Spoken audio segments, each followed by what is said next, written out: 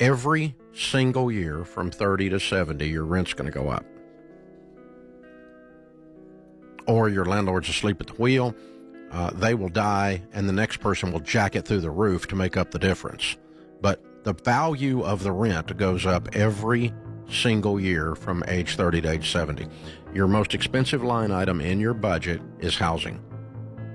So the most expensive line item in your budget is out of your control, variable, and increasing. That is not scalable. That's not sustainable long term. Again, what Rachel said, if you want to do it for 4 or 5 years, I think you got a good gig. Go ahead and do it for 4 or 5 years.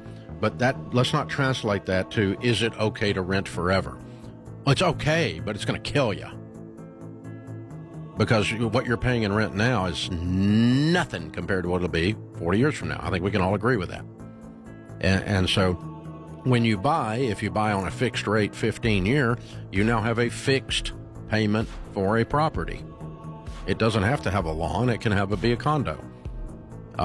You have a fixed rate. And then when you get paid off, you have a fixed rate, which is zero, other than your taxes and your property insurance, right?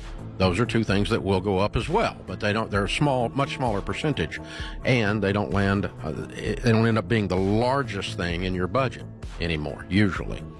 So, and I will say this too, Jenny, that it doesn't have to be a single family home. If you are single, you don't need a lot of room. It could be a condo, right? But owning property that you eventually own full out is what the key is. Yeah. That's the goal. I don't want you to confuse the fact that you've got a really good situation right now, and I endorse you staying there, with a forever plan. It's not a good forever plan. It's a really good short-term plan, though.